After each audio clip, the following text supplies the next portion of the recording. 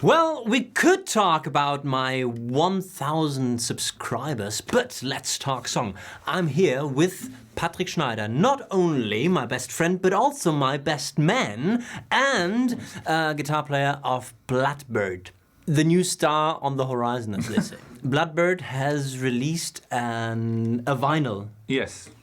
Album. 8-song vinyl album. Something with darkness or midnight. The moon that dreaded sundown. Yeah, moon and sun. Two objects in the sky that change during the day. Today we are going to look at their first single, one might say first hit single, Once Your Favorite's Dead. That sounds like something else that I'm not going to spoil right away. We're going to look at the video first and then we're going to do a roasting.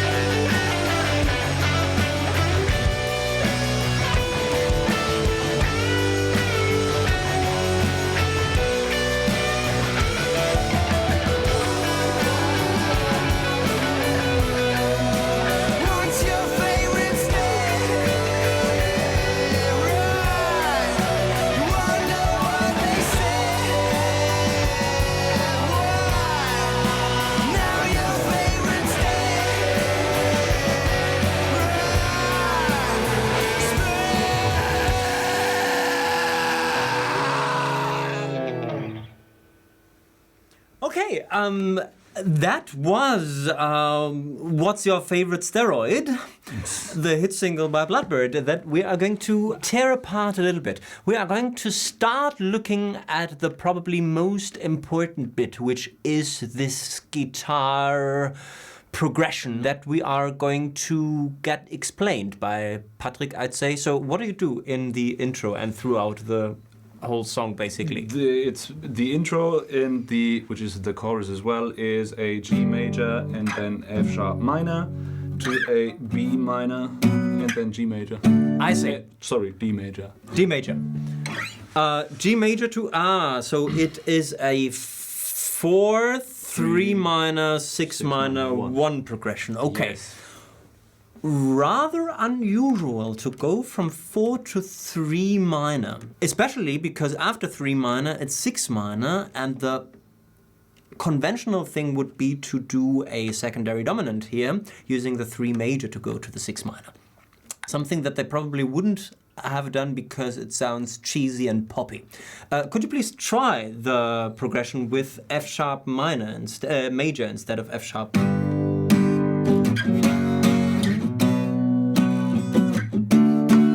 It doesn't sound cheesy at all. My idea would have been to take this as a variation and to put this in every once in a while. For example, in order to create some contrast between verses and choruses. Because this is something that I noticed. Not the verse, by the way. It's not the verse. The verse is different chord progression. Yes. I see. Okay, then I got it wrong. I thought it was the same chord progression through and through. Play the chords from the verse then. The verse is D major to B minor, and then D major back to B minor.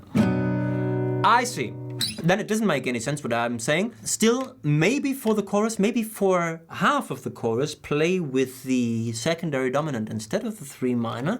I think it creates a bit more tension. We have to talk about the intro and the inspiration in the drums. Something that I don't usually do because I don't usually care about arrangement, but I'm guessing that the intro was first and the inspiration came from other bands. I'm going to play the entering drum fill once again, and we are going to listen to it right away. When I first heard it, I was really convinced that this was Dave Grohl on Valium. Valium on sleeping pills. It's the fill from Smells Like Teen Spirit, only much slower.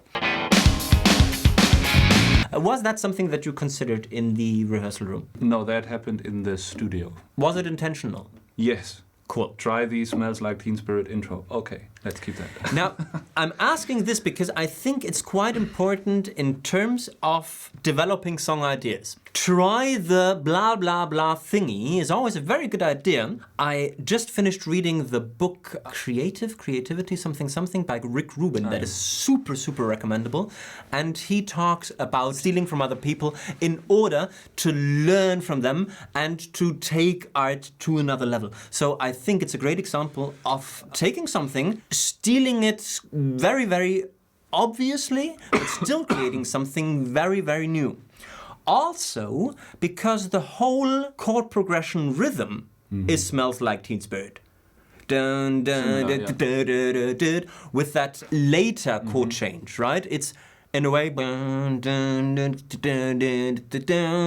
it's a bit like the reverse Bon Jovi. When the Bon Jovi is anticipating chords, you do actually the opposite. You push it back and start a bit later. Rather interesting. Chord progression in the intro we talked about. Chord progression in the verse we talked about. Then intro chord progression is the chorus. Yes. And there is something between verse and chorus. Yeah, a rather short instrumental bit. Which is a probably G with an F sharp before and then a slide from B to C sharp. Why? I have no. It makes sense to have a connecting element between verse and chorus. We are going to talk about melody in a second. And I think that this part has some kind of reason and sense when it comes between two verses, because this is what happens between verse 1 and verse 2. Yeah, there's the chorus for one turn, let's say, of the chord progression of the chorus. Instrumental chorus? Instrumental, yeah. and then that little... Yeah, that makes sense because it creates contrast within the verse, let's say, because it's something that you put in between one verse and the other in order to kind of get a new start. I'm not really sure what I'm making of it between verse and chorus, because first reaction is it's a lazy bridge. No, it's an easy explanation. It's rather hard for me to go from this to this.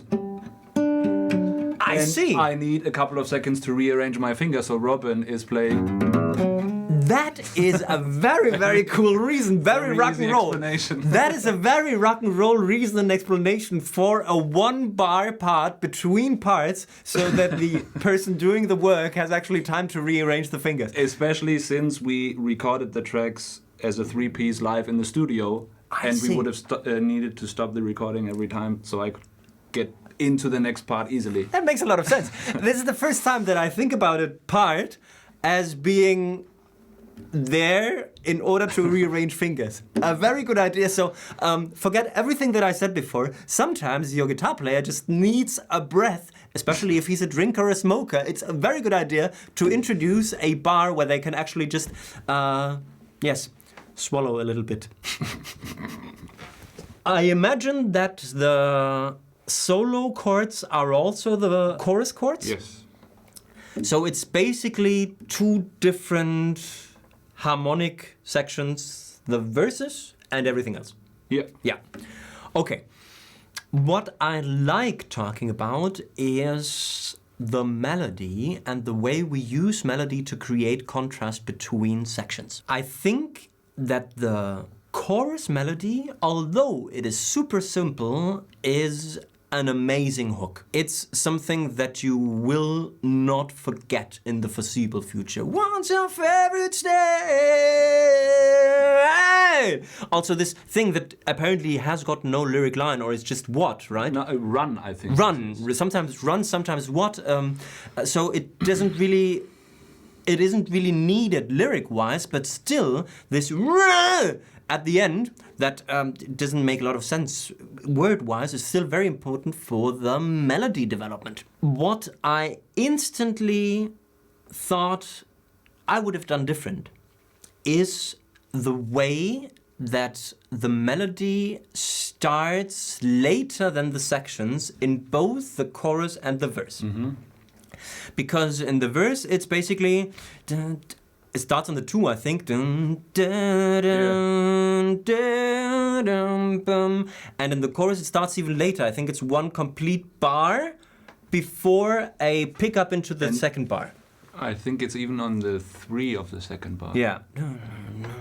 What's your favorite state? Yes, absolutely. So, my first idea... And I don't know if you tried it. If yes, please explain to me why you decided not to do that. Is to start the chorus with a pickup. So to have, what's your favorite state? As the beginning of the chorus without the complete progression once before. Do you know what I mean? Yeah. I think one reason is, I'm not sure if we tried it. But I feel like I remember deciding against that idea because it sounded too radio friendly. I see, okay. Also, I think we then would have had to change the melody in the verse because again, Hendrik would have needed breath or change to have a pickup in the chorus. Unless you integrate it into that one bar rearrange fingers part. But that's not before the chorus, that's after the chorus. Ah, so it's not even before. How do you go from verse to chorus? Guitar-wise, for example. I play. Ah, okay. So there's no. So maybe that would. Between. Actually, I always thought that the part that we talked about, the one bar thingy, was between. Yeah, we thought that many times in the studio as well. I see. Okay. Because. So this would have been, I think, one additional reason for introducing a bar that is not really verse, not really chorus, in order to get a cool transition and to have this dead syllable, I think, right? What's your favorite state? As the kick-ass beginning of the chorus. Also because this is the best contrast that you get to the verse where it already starts later. Mm-hmm. Way into the section. This is melody that I want to talk about. Lyrics. Obviously you haven't written the lyrics. No. There is one amazing line. Philosophy of loss and fear. I don't think you can do any better than writing this.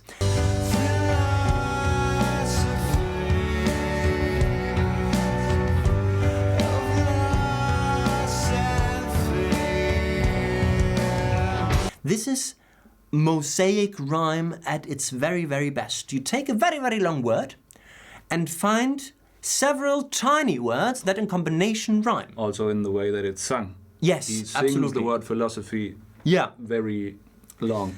So maybe there is someone involved that is kind of into poetry and wordplay in general, not really in the English language, but still. Hendrik, also a good friend of ours, is a word person. Yes. And this is what you notice there. Philosophy of Loss and Fear, it doesn't get much better than this, let me tell you that. Apart from that, the lyrics don't really matter to me. Yeah, I'm not even sure what this song is about. As far as he explained it to me, it's about, I don't know if it's only one verse or the whole song. Once your favorite character of a series is dead. Ah. But I'm not sure if this is, sometimes he tells Turn us, off the TV. For example. Ah, I see. Game of Thrones is built on that concept. Yeah. They let favorite characters die all the time. So once your favorite character is okay, I get it. And it's not what's your favorite steroid, which doesn't matter at all, because I can still enjoy the song without needing to know what it is about and if they are singing about steroids or a Netflix series. I think because we have a solo guitar player in the room, I don't normally do that, but it would be kind of fun, I believe, to look at the guitar solo in detail and to find out whether there is a concept behind it or not. Oh. Maybe we are going to listen to the solo in the video once again, and then we're going to talk about it a little bit.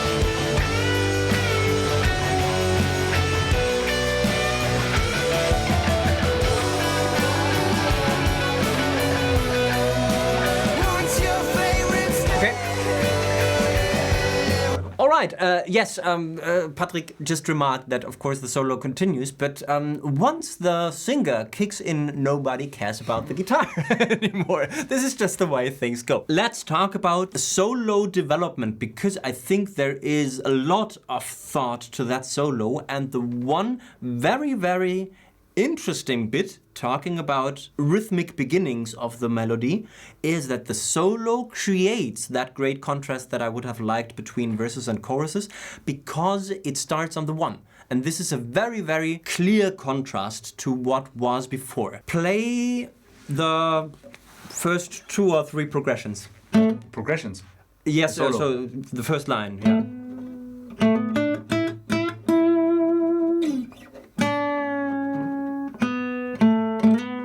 Thank you. So, here what we clearly see is there is one motif, and that motif gets developed. So it's basically we have that line,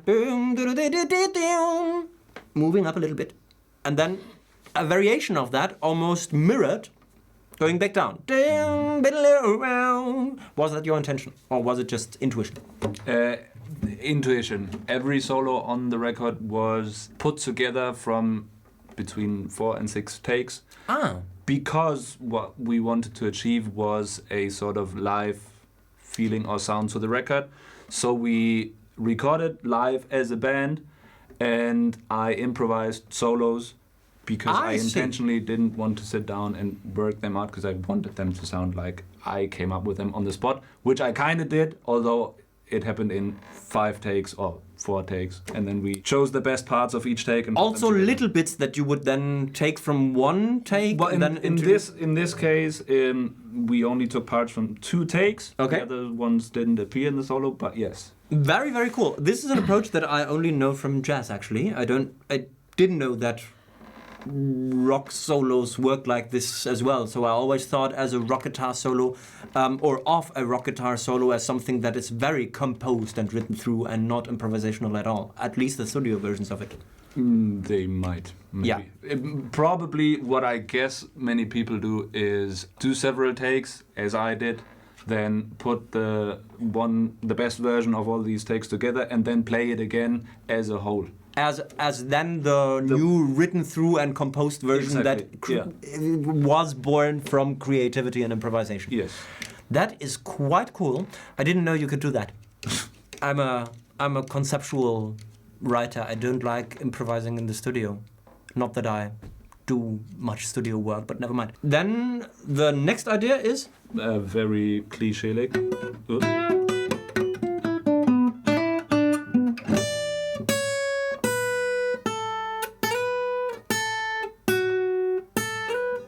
That's Red Hot Chili Peppers, right? It might, yeah. Californication, right? It's the Californication solo. It might. Yes. Yeah. So what we have here is the Smells Like Teen Spirit drum fill, chord progression, and the Red Hot Chili Peppers Californication guitar solo. No, very cool. It may be the reason why I liked the solo, why I understood the solo, why I identified with the solo, because there are certain elements that I do recognize from somewhere else. Rather cool idea.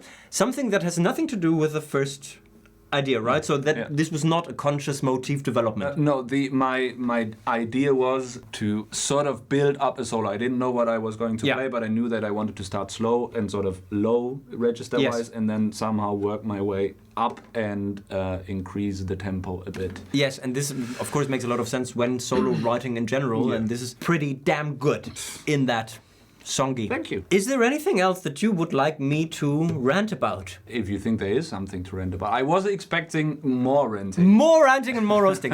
This is all I can actually do. Henning was almost in the room here, and then he decided not to come in because then maybe his friendship towards Patrik would have ended. No. There's a little fun story that I can tell if you want. We recorded the video for the second single here. For the record, Henning has nothing to do with the band or the production. No, nothing. And yet they decided to come here to shoot a video, which is kind of brave. And we recorded it in this little very room that we are in right here. And at a certain point, I asked him what he thought about the song. And you don't do that normally. He said, "You don't want to know."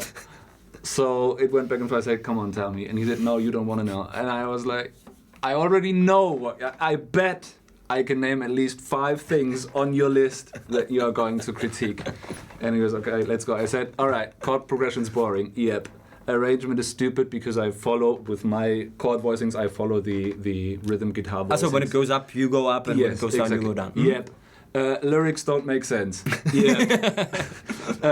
The chorus is not building up enough. Yes, and so on. So I take, I think, 5 or 6 points, and still we did. I knew that while we were writing, and still we decided to write it the way we did. This is a very, very important thing, and I have talked about this quite a bit. You have to know the rules in order to be able to break them consciously. And I think you do know the rules, but still you said, fuck all, I'm doing rock and roll music and I do whatever I want. And if I want to introduce a bar, just rest my fingers, then I will. Exactly. Yeah. This is quite interesting, very rock and roll, very punky, very grungy, very I don't care and I have the world. I think this was everything. If that's all of the solo that you want to talk, the solo of course. Okay. But we don't have to. I get it. This is the part where the singer comes in, right? No. The singer doesn't come. Oh, sorry. Then yes. Then please show us the other bitty. So we had that. Since I learned from Henning that repetition in a solo is or can be a good idea to create memorable ideas, I repeated that classic standard lick.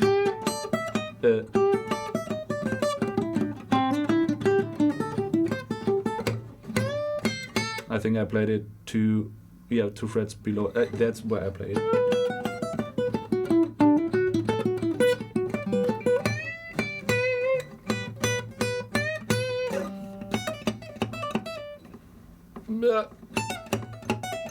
I can't play it on no cutaway. But so what I think is important to notice or makes me look good is that I tried to remember to repeat a pattern, although it's a very standard. And this in an improvisational solo. Not too bad. So you remembered what you did beforehand and then you would... Let me be 100% honest. I can not play fast. There's, let's say, 3 licks that I can play fast. I see. So I knew that if I was going to build up speed and to increase the energy level of the solo, I can only rely on these 3 or 4 licks. So it was very logical to So yeah, while I was playing, I had only 2 or 3 places to go, and that was one of them. So Yeah. if you are a player who only knows 2 or 3 licks, you can either admit to it, or you can say, well, I learned from Henning at the crowd that it's a good idea to repeat ideas in a solo because apparently it makes you professional. Exactly. Really cool. It's of course very blues scale inspired, and it's basically just the blues scale, right? Yes. Yes. I don't think the only note that's not in it is the C sharp. C sharp. Okay. That doesn't have any role to play. Oh yes, it's in B flat, the song, right? B minor. Yes, B minor. Of course, B minor. And yes, of course, then when we look at it from the D major perspective, then C sharp is the Major 7. major 7. Mm-hmm. Makes sense. Does not make sense in a blues context, but does make sense in a diatonic context. Has a cool effect though if you bend it to the 3rd and then release it. This is guitar stuff that I don't know anything about. Bending and stuff.